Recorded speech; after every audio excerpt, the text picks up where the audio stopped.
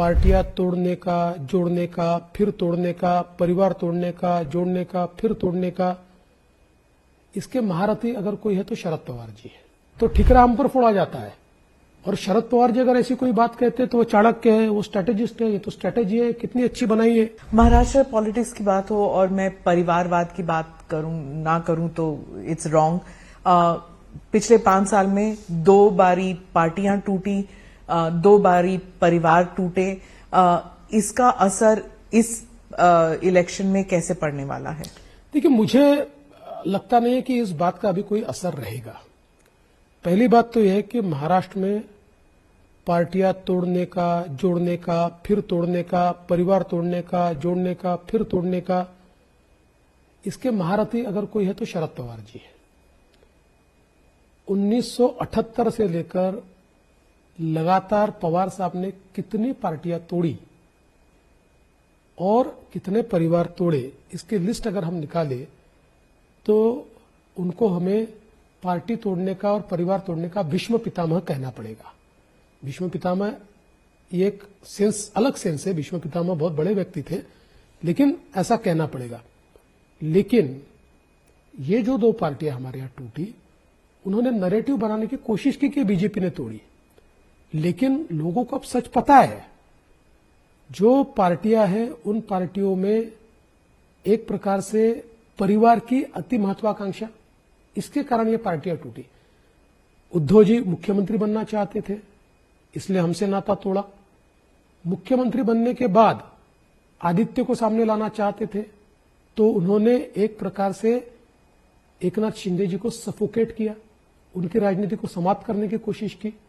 तो एकनाथ शिंदे जैसा व्यक्ति, जमीन से जुड़ा हुआ व्यक्ति, उसके पास कोई चारा नहीं बचा, उनको बाहर आना पड़ा। इधर शरद पवार जी ने 30 साल से पार्टी संभालने वाले अजित पवार को डिमोनाइज किया, विलन बनाया, और विलन बनाकर अजित पवार जी की ऐसी परिस्थिति की, किस लिए की? सुप्रिया ताई को बनाना चाहते थे मुख्यमंत्री, सुप्रिया ताई को नेतृत्व देना चाहते थे, और उसके कारण अजित पवार के पास कोई चारा नहीं था, वो बाहर निकले। तो ये जो व्यक्तिगत महत्वाकांक्षा है, ये जो परिवार का झगड़ा है, इसके कारण ये पार्टियां टूटी है।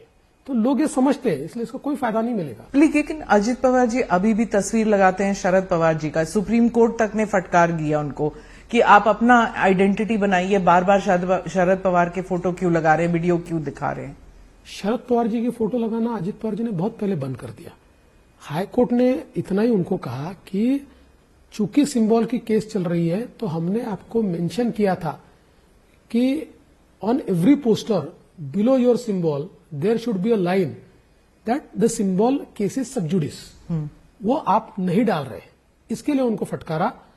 फिर इन्होंने बताया कि देखिए हम डाल रहे हैं, कहीं हमारे कार्यकर्ताओं ने गलती की होगी, हम उनको सुधारेंगे। तो शरद पवार जी का, हाँ देखिए, उनका परिवार का मसला है। ये हो सकता है कि अभी भी अजित पवार जी को मन में शरद पवार जी के लिए बहुत अच्छी भावना हो सकती है, इसमें गलत क्या अगर होगी तो। इस बार भी ऐसे चल रहा है कि वो कैंडिडेट लगा रहे हैं, उनका नेफ्यू लड़ रहा है, उनके पोते लड़ रहे हैं, ये सब हो रहा है, अभी भी हो रहा है। हाँ, तो अब मुझे बताइए, अब आपने बहुत सही बात कही, अब परिवार तोड़ने वाले कौन है? अब शरद पवार जी ने कई जगह पर एनसीपी के जो उम्मीदवार है उनके खिलाफ उनके परिवार के लोगों को ही खड़ा किया। अब जो धर्मराव बाबा अत्राम है, एनसीपी के मिनिस्टर, उनके खिलाफ उनकी बेटी को लड़ा दिया। ऐसा कई जगह रिश्तेदारों को, परिवार को ही पावर।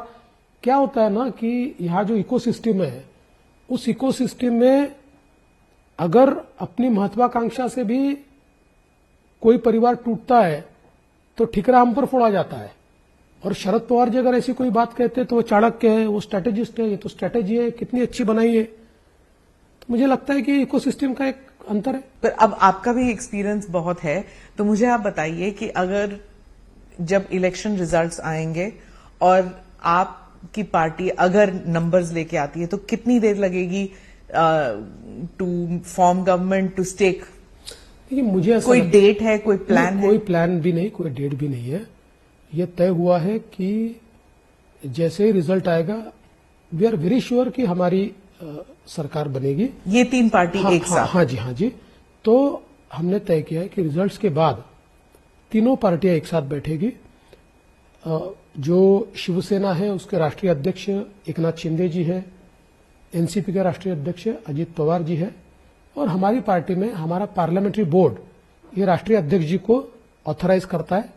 तो ये तीनों मिलकर बैठेंगे और तय करेंगे कि किसको मुख्यमंत्री करना है, कौन बनेगा, कौन से दिन बनाना है। अभी तय नहीं हुआ? मैं तो इस प्रोसेस में नहीं हूं। कैसे हो सकता है कि आप प्रोसेस में नहीं है कि मुख्यमंत्री? मेरी पार्टी में रीजनल नेता हूं। ये सब राष्ट्रीय अध्यक्षों का खेल है। मैं थोड़े राष्ट्रीय अध्यक्ष हूं, मैं तो रीजनल आदमी हूं। मैं तो यहां लीड कर रहा हूं। तो ये पहले से बना नहीं है फॉर्मेट की कौन बनेंगे? नहीं, वो बना होता तो बता देते, बना ही नहीं है। नहीं बता देते तो बताते नहीं है ना, आपकी पार्टी में कभी नहीं आना। तय होता, अगर तय करते। देखिए, स्ट्रैटेजी दोनों प्रकार की होती है, कभी तय करके जाते हैं, कभी बिना तय किए। क्या उद्धव ठाकरे के लिए दरवाजा हमेशा के लिए बंद हो चुका है? देखिए, निश्चित ही बंद हो गया है और जरूरत भी नहीं पड़ने वाली है। ऐसा है, मैं आजकल बहुत संभल के बात करता हूं, क्योंकि 2019 के चुनाव ने मुझे सिखाया है कि राजनीति में कुछ भी हो सकता है, लेकिन बावजूद उसके मैं ये कह रहा हूं कि अब आवश्यकता नहीं पड़ेगी।